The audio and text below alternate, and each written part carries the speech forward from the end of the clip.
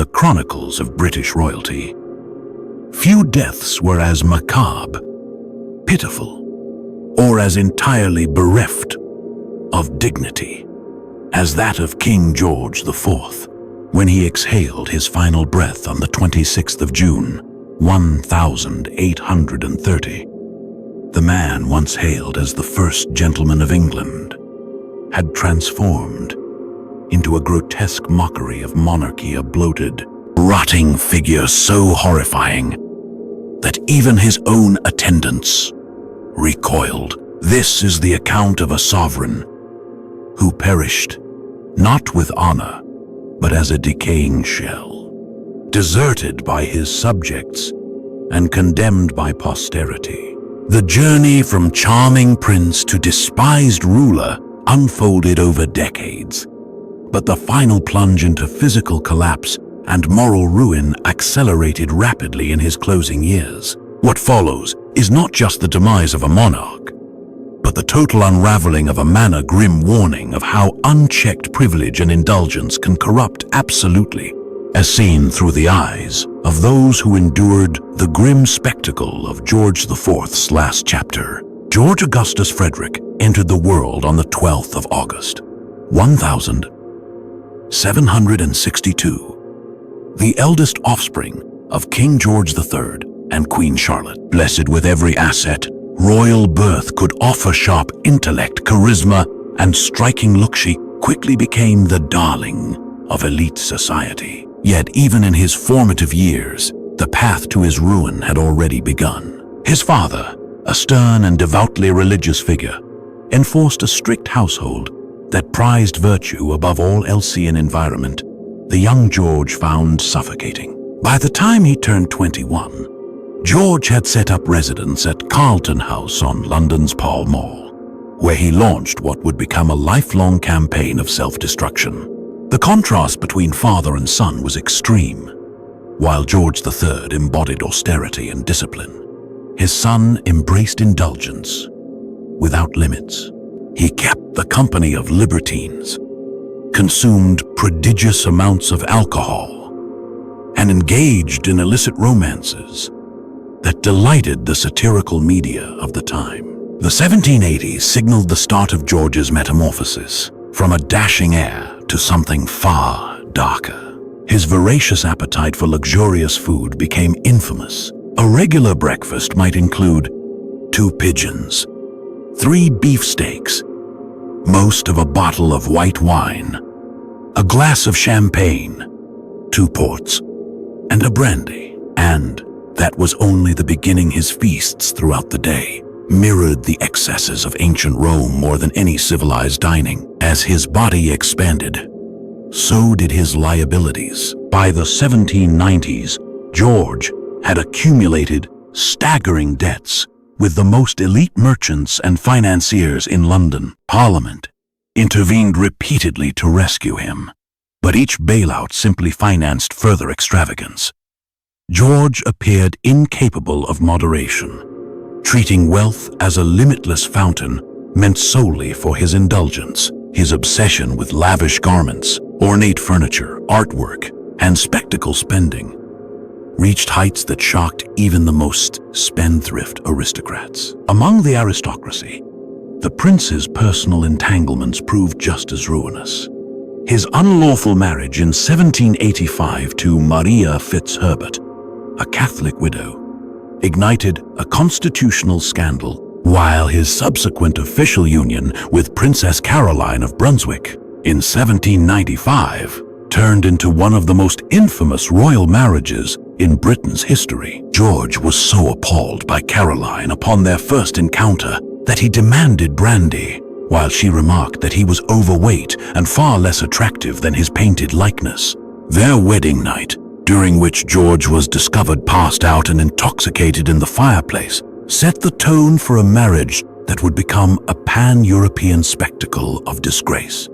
Their mutual loathing captivated the public, with newspapers and caricaturists eagerly chronicling every scandalous chapter of their estrangement. George's conduct toward Caroline, whom he later attempted to divorce upon becoming king, showcased a level of cruelty that exceeded mere spousal animosity. He barred her from court, had her name excised from the Book of Common Prayer, and even sought to deny her entry to his coronation.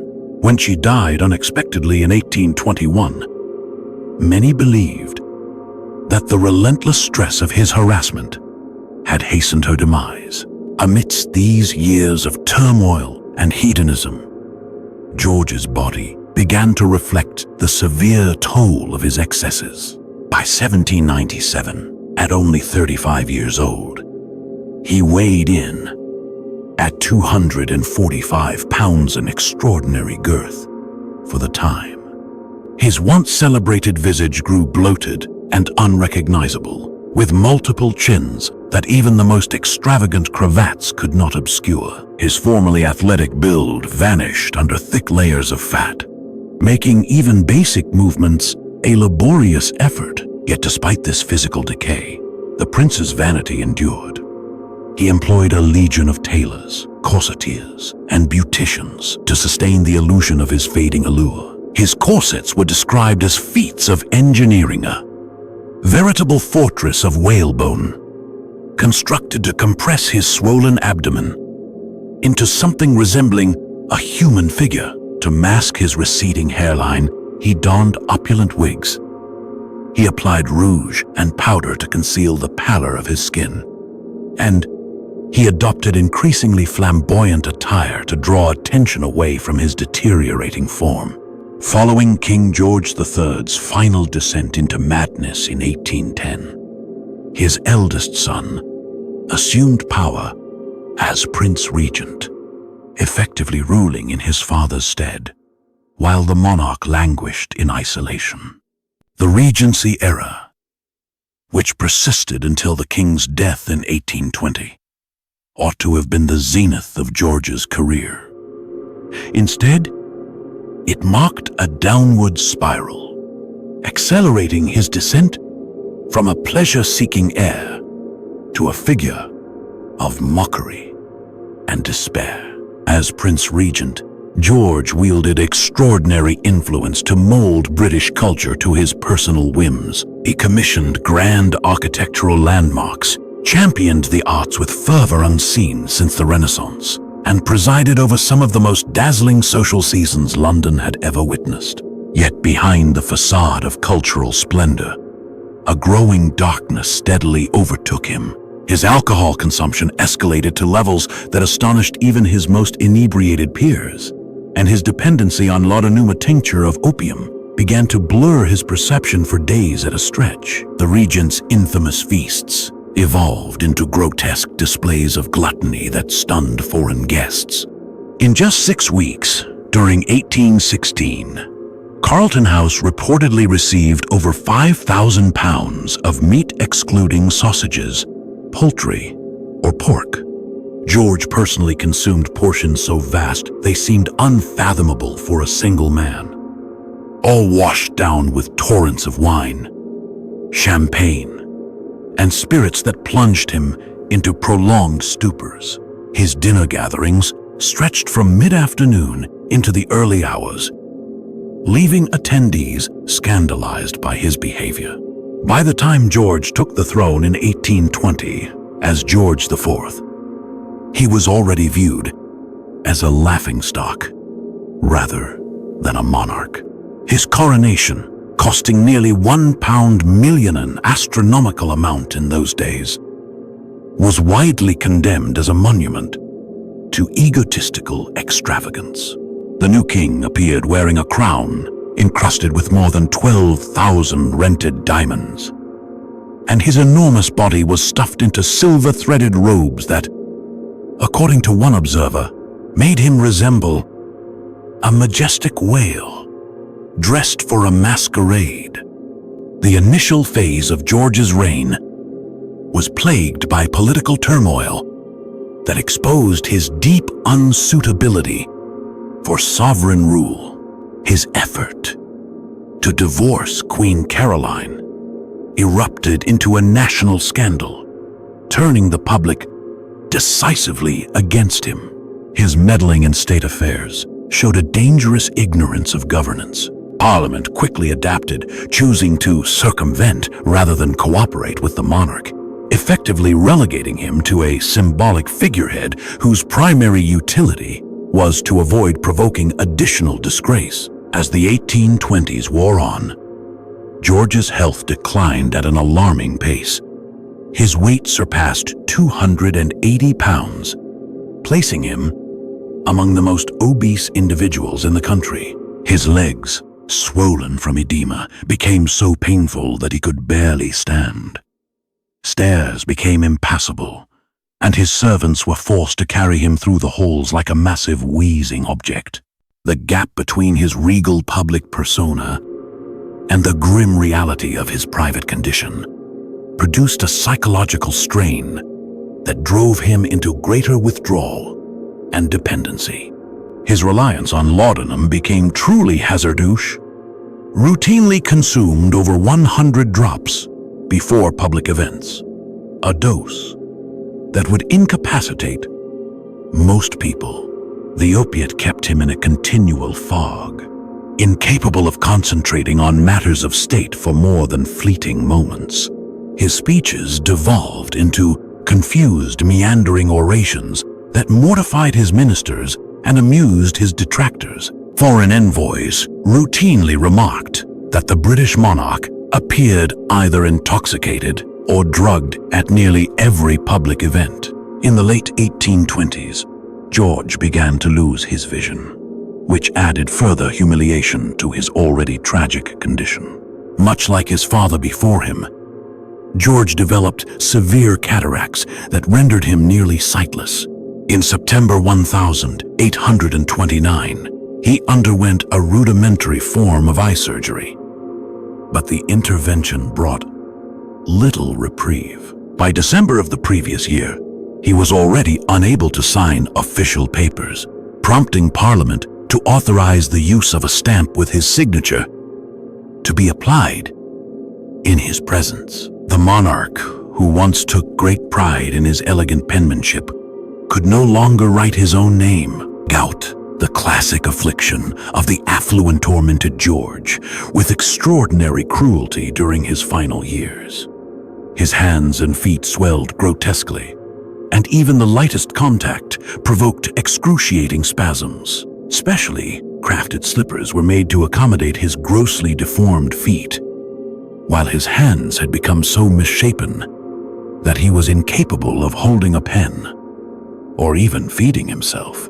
The king, once celebrated for his refined gestures, had to be spoon-fed by attendants who struggled to hide their revulsion. The changes in George's physical appearance during his final years were so severe that even those accustomed to seeing him were visibly disturbed. Sir David Wilkie, tasked with painting his portrait in 1829, remarked that the king was deteriorating alarmingly by the day, despite his vast size. Wilkie described the process as an extremely distressing and mournful task, likening George to a stuffed sausage squeezed into a casing. Even Wilkie's tactful brush, obliged by convention to flatter, could not obscure the reality that the king no longer resembled anything human. As George's massive bulk compressed his internal organs, breathing became a laborious ordeal.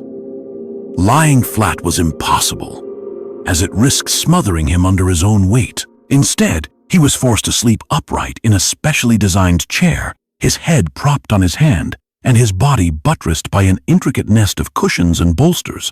Even this uncomfortable position offered little relief, as constant fits of coughing and wheezing shattered his rest, leaving him drained and craving ever more laudanum. What had once been praised as a delicate complexion became ghastly to behold. The layers of fat had stretched his skin so taut that it tore into deep folds and crevices, which were rarely cleaned adequately, causing festering sores and persistent infections. His bloated face turned an ashen hue that hinted at internal rot. Servants reported that touching the king's flesh was like pressing into uncooked dough, soft, malleable, and disturbingly unnatural, provoking revulsion, even among seasoned palace staff. Perhaps most notorious of all was the stench that emanated from George's body in his later years. Despite the best efforts of his valet and doctors, his immense size made hygiene virtually impossible. The cocktail of festering sores, neglected skin folds, and medicinal side effects created an odor so offensive that staff routinely gagged upon entering his chambers. Guests visiting Windsor Castle claimed they could detect the king's presence from several rooms away, guided by a stench that hinted decomposition had already set in. George's notorious gluttony, already well known, became even more unsettling during his final years. No longer able to properly taste food due to the effects of his medication, he compensated by insisting on increasingly complex and highly seasoned meals. His appetite remained formidable despite his declining health, and he routinely devoured multiple courses, even while clearly struggling. Witnessing the ailing monarch desperately cramming food into his mouth while gasping for air became one of the most pitiable scenes endured by the castle's staff. The mental toll of George's physical collapse may have been even more ruinous than the bodily decay. A man who had spent a lifetime fixated on his appearance now faced the horror of becoming a grotesque caricature of his former self. At his own request, mirrors were slowly removed from his living quarters, as he could no longer endure the sight of his reflection. Once a man who devoted hours daily to his grooming, he now actively avoided glimpsing himself at all. His paranoia and despair deepened as his condition worsened. George became increasingly convinced that his servants mocked him in privateer, suspicion that, in many instances, was entirely justified. He would erupt in fury over minor perceived slights, only to break down into inconsolable sobbing that sometimes lasted for hours. This emotional volatility, worsened by his reliance on narcotics, made him a burden even to his most devoted staff, who began to dread their roles. As his condition declined, George became almost completely secluded from the outside world. He seldom left his chambers, and when he did, it was only in a custom-built wheelchair capable of bearing his enormous bulk. The man who had once reigned over London's elite social scene now existed like a captive in his own palace, cut off from everyday interaction by his infirmity and his overwhelming shame. George's interactions with his doctors grew increasingly hostile. Sir Henry Halford, his principal physician, frequently endured the king's tirades, while other medical professionals were dismissed for being too candid about his condition.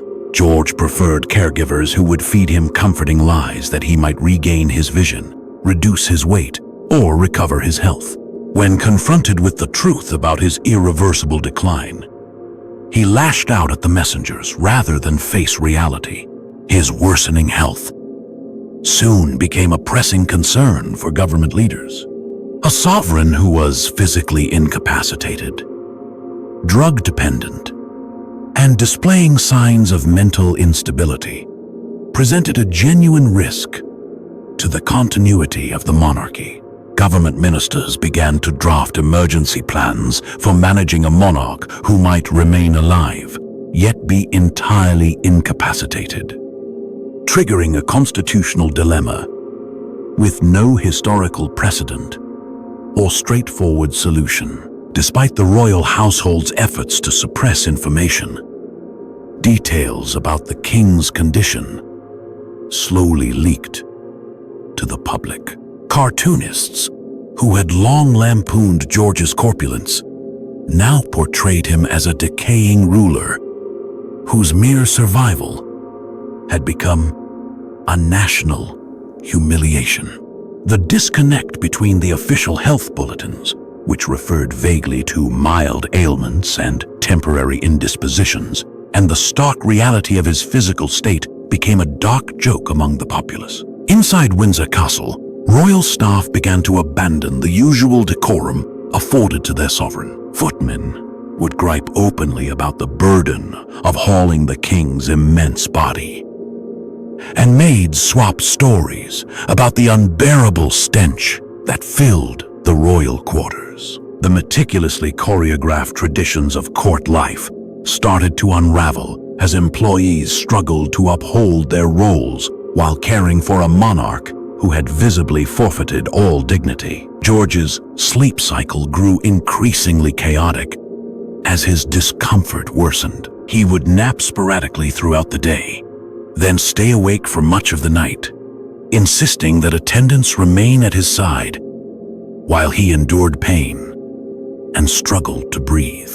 These late-night episodes, often fueled by excessive laudanum, became infamous among the palace staff, who resorted to drawing straws to determine who would be stuck enduring the king's ramblings during his midnight episodes. Even in this dire condition, George's craving for alcohol remained unchecked. He continued to drink copious amounts of wine, champagne, and hard spirits, frequently combining them with laudanum in mixtures that would have been fatal to most. His alcohol tolerance had grown so extreme that quantities which would render ordinary men unconscious merely made him marginally more sociable, although his speech remained slurred and barely coherent. By the year 1829, George had declined to such an extent that he could no longer fulfill even the most basic obligations of kingship. He was unable to review documents, incapable of signing anything, and too mentally clouded to participate in policy discussions. While the machinery of governance carried on, the monarch himself had become nothing more than a bloated, semi-conscious figure, issuing irrational requests and incomprehensible commands that were routinely ignored. Transporting the king from one room to another evolved into a full-scale logistical undertaking, necessitating multiple staff and specialized apparatus. A wheeled chair was designed specifically for his movement. But even this contraption proved insufficient, given his sheer bulk and fragile state. The sounds accompanying his relocation, the groaning of gears, the labored grunts of his attendants, and his own wheezing breath served as a haunting reminder of the monarchy's descent into grotesque decline. George's approach to personal hygiene, never particularly meticulous even at the best of times, deteriorated almost entirely as his health declined. His attendants struggled to maintain even basic cleanliness, but his immense bulk and worsening ailments rendered proper bathing nearly impossible. At times, the king would go weeks without a thorough wash, his unclean body compounding the already overpowering stench that signaled his presence. Those who visited the palace quickly learned to inhale through their mouths when near him. The gulf between George's polished public image and the grim truth of his private condition reached its most grotesque extreme in his last years. Official portraits continued to depict a regal figure adorned in opulent regalia, but those who encountered the real man saw a being who bore almost no resemblance to such sanitized portrayals. The disparity between the monarchy's crafted image and lived experience was so stark, it felt as if two entirely different people were being described. His reliance on narcotics had left George's mental state unstable and, at times, dangerous. Periods of apparent clarity would alternate with episodes of profound confusion, during which he failed to recognize even his most trusted aides. His memory became so erratic that he would forget conversations moments after they occurred, then erupt in fury when reminded of his lapses. This cognitive decline fed a growing paranoia and distrust toward everyone in his circle. A religious transformation in George's final months added a bittersweet note to his already pitiable downfall. The man who had long scorned moral restraint suddenly became consumed with the desire for divine pardon. He would spend prolonged hours unburdening his conscience to increasingly uncomfortable clergy, recounting decades of debauchery in unsettling detail. While his spiritual turn appeared sincere, it was undercut by his ongoing failure to abandon the very behaviors he claimed to regret.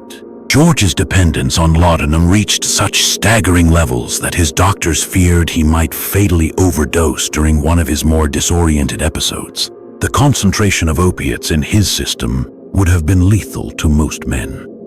Yet George, through sheer overuse, had built up a staggering tolerance. His medical team began secretly watering down his doses, but the king would simply demand higher and higher amounts to achieve the desired effect. As death loomed closer, George's eating habits became increasingly deranged. Even though his body could no longer digest properly, he continued to request extravagant, multi-course meals, which he consumed with grim persistence. Watching him devour food while visibly suffering became one of the most troubling images of his final decline, revealing a man entirely disconnected from his own bodily limits. Meaningful human relationships all but vanished in George's final stretch.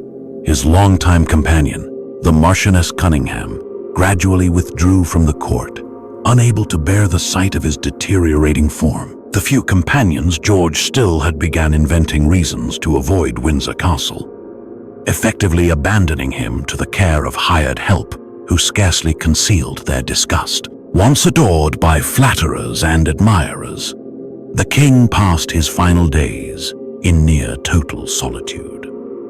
The putrid stench of decay that surrounded him became so potent that it began to disturb other inhabitants of the castle. Queen Adelaide, the wife of George's brother Williamson, to ascend, as William IV was said to have relocated to a separate part of the residence to escape the foul air. Staff members volunteered for assignments that would remove them from the vicinity of the king's quarters, while those who remained wore cloths over their faces in an attempt to filter the noxious atmosphere. As death neared, George's delusions grew increasingly bizarre and detached from reality. At times, he claimed to have fought at the Battle of Waterloo, despite having spent the entirety of the Napoleonic conflicts safely ensconced in England. His imagined feats of military heroism stood in jarring contrast to his true state, a motionless, bloated man who could barely lift his own head. These grandiose fantasies would give way to crushing spells of despair, during which George would sob uncontrollably over a life he now saw as wasted. The final stretch of George's life was punctuated by a series of escalating medical emergencies that left his doctors helpless. His heart, burdened by the sheer mass of his body, faltered with increasing frequency. Even the slightest effort left him breathless and cyanotic. The medical team understood that the end was unavoidable, though they could not determine the precise moment or method, leaving all around him in a grim state of suspense. George was plagued by unrelenting physical torment as his body broke down. Gout, dropsy, heart disease, and a host of other afflictions combined into an unending barrage of pain that even heavy doses of laudanum could not fully dull. He would wail in agony during the night, his cries reverberating down the palace halls and unnerving everyone within earshot. His suffering was so evident and prolonged that even those who had once despised him began to feel a reluctant sympathy. The disintegration of traditional royal protocol in George's final months mirrored the collapse of the king himself. Palace employees, who would have been reprimanded for minor infractions, now openly spoke of the monarch's revolting condition. The strict order that had once governed the royal household eroded, as staff were forced to confront circumstances far beyond the expectations of courtly duty. It was as though the entire monarchy was unraveling alongside its dying figurehead.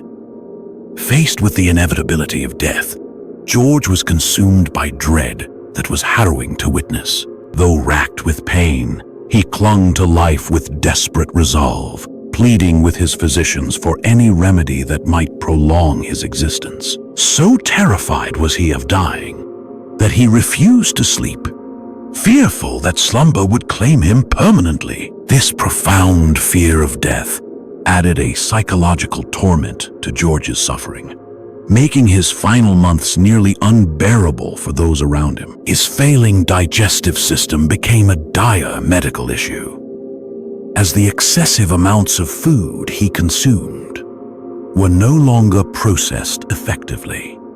These failures led to severe intestinal blockages that persisted for days. When they eventually resolved, the events were often marked by bleeding and other troubling signs that his internal systems were collapsing. Palace staff discussed these private medical issues without hesitation. Having long abandoned the conventions of royal decorum, religious visitors reported that George's confessions became so vivid and unsettling that they began to question whether listening to them might harm their own spiritual well-being. His admissions of guilt were so exhaustive and explicit that they appeared more as a last indulgence in the very debauchery he professed to renounce than a sincere act of contrition. Clergy tasked with comforting the king struggled to offer solace to a man whose remorse seemed as vast as his physical presence. Within political circles, preparations for George's passing were underway with an enthusiasm that bordered on inappropriate. His brother William, next in line to the throne, was briefed on royal succession procedures while George still breathed, and government leaders scarcely concealed their anticipation for change. The stark difference between the public expressions of concern and the behind-the-scenes planning for his death revealed just how deeply George had estranged those around him. The king's final weeks were marked by a succession of false alarms. He would appear to be at death's door, then inexplicably rally, only to lapse into crisis again. These repeated incidents wore down the emotional resilience of the staff, creating a climate of constant anxiety, where routine life became impossible. His lingering existence, suspended between life and death, seemed like a final act of narcissism and inconvenience to those forced to bear witness. George spent his final days confined to a specially designed chair that enabled him to sleep upright, his head propped on his hand for support. This pitiful sight of a monarch unable to lie down in his own bed became emblematic of how entirely his body had stripped him of dignity. Servants observed with sorrow and revulsion as he fought to breathe, his immense body trembling under the strain of drawing air into his failing lungs. Then, on the evening of the 25th of June, 1830, his condition worsened dramatically. His breathing became even more irregular, and his skin turned a ghastly shade of gray, indicative of complete cardiovascular collapse. Though his physicians recognized that the end was near, George himself appeared unaware of how imminent his death was. He dismissed Sir Henry Halford for the night and settled back into his chair for what would be his final rest among the living. Sir William Waller, George's ophthalmologist, and one of the last few individuals who remained genuinely devoted to him, stayed by the king's side throughout his final night. The scene was both pitiable and poignant and enormous. Dying sovereign, clutching the hand of one of the few who still cared enough to be present. The disparity between George's vast, deteriorating body and the quiet act of loyalty underscored the sorrow of a life spent largely without sincere affection or companionship. As the morning of the 26th of June, 1830, drew near, signs of George's impending death became unmistakable. His breath grew more erratic, and his body began to fail, system by system. Around 3 a.m., he roused from a troubled slumber and experienced his final medical emergency, a bloody bowel episode that confirmed the total collapse of his digestive organs. His last coherent action was to call out for his doctor, reportedly exclaiming, "Sir Henry! Sir Henry! Fetch him, this is death!" Oh, the dying moments of George IV's life were no more dignified than the years that preceded them. Eyewitnesses offered conflicting accounts of his last words. Some claimed he gasped, "Surely this must be death. Good God, what is this?" While others recalled nothing more than unintelligible groaning as his ruined body finally gave out after decades of excess. At 3:15 a.m., his life ended, his head slumping onto the shoulder of a nearby page as his strained breathing finally stopped. The subsequent autopsy exposed the full extent of the internal devastation caused by his lifestyle. Doctors discovered vast layers of fat enveloping all major organs, especially the heart and kidneys. The sheer volume of adipose tissue had physically compressed these organs, rendering normal function impossible.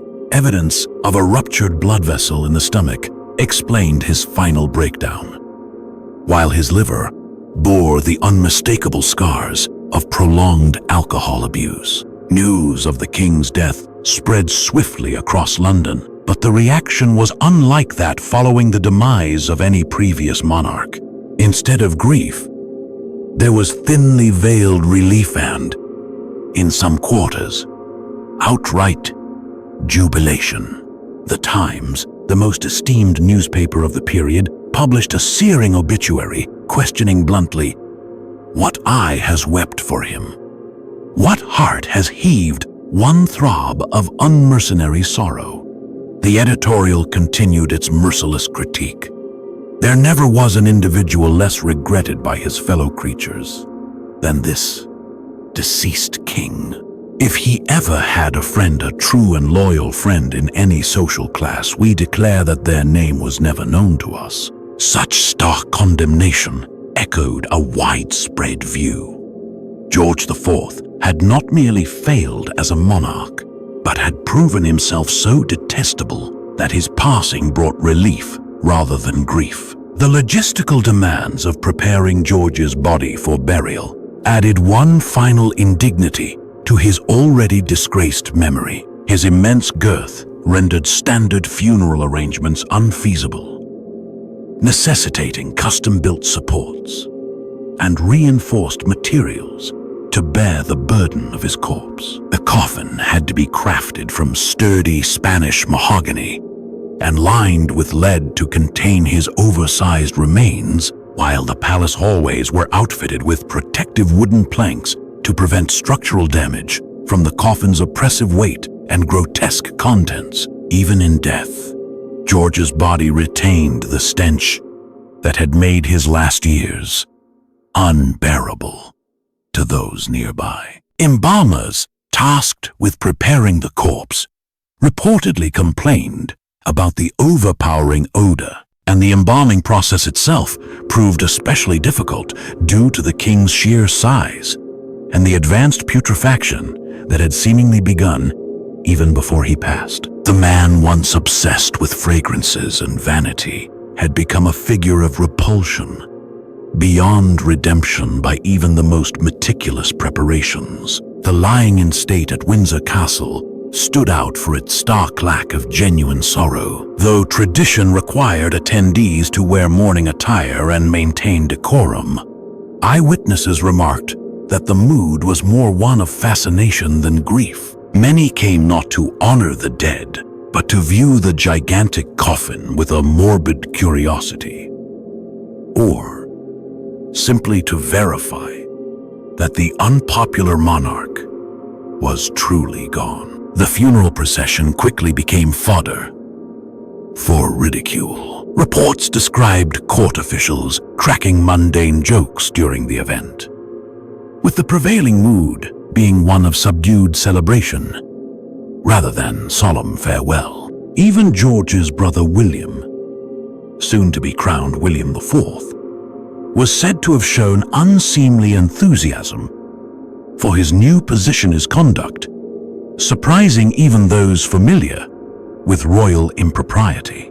At St. George's Chapel, the funeral was disrupted not by emotional lamentation, but by the fidgeting and noise of attendees, clearly eager for the ceremony to conclude. The absence of heartfelt mourning, in stark contrast to previous royal funerals, was noted and commented upon by nearly all present. The burial itself required extraordinary measures to accommodate the massive coffin.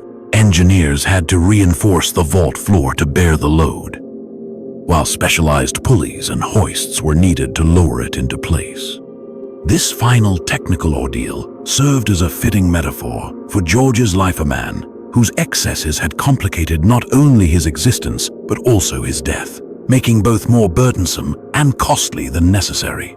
The period immediately following his death made it clear how completely George had alienated those around him. There were no moving eulogies from friends or recollections of hidden virtues.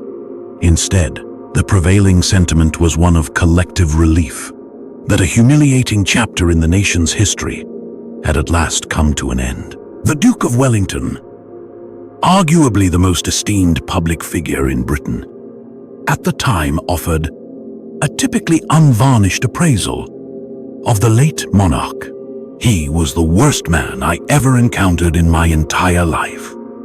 The most self-centered, the most deceitful, the most malicious, and entirely devoid of a single redeeming trait.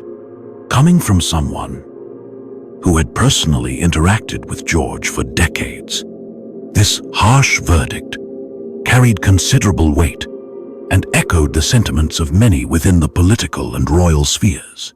The succession of William IV ushered in a wave of almost tangible relief across the court and political establishment. Though William himself had his own quirks and shortcomings, he was considered a marked improvement simply because he could function as a human being.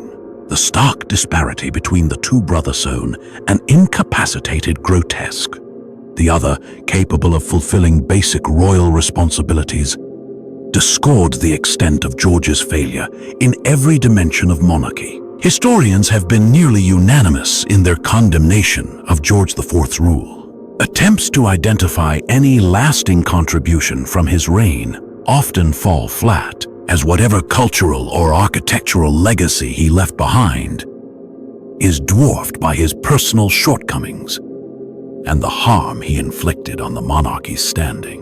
Many scholars have concluded that the nation would have been better off had George never been born, much less ascended to the throne. The medical revelations from George's demise were largely overlooked by his contemporaries, who were far more focused on the moral decay and political repercussions than the biological factors that led to his death. Though he died from complications associated with extreme obesity, a rarity in that Erithus could have offered an early case study into the dangers of gluttony and alcohol abuse. Unfortunately, these opportunities for medical insight were ignored. George's death and funeral became fertile ground for the satirical press, which churned out scathing cartoons and essays lampooning everything from the size of his coffin to the conspicuous absence of sincere mourners. The genre of royal satire hit a new peak of savagery, as artists and writers, long constrained during the king's lifetime, finally gave voice to sentiments that had simmered for years, adding one last insult to a reign Plagued by extravagance, the cost of George's burial became a national grievance. The elaborate proceedings, custom equipment, and structural reinforcements necessary to accommodate his corpulent corpse drained thousands of pounds from the treasuries at a time when Britain faced significant financial hardship. In death, as in life, George IV remained an unnecessarily burdensome and costly figure.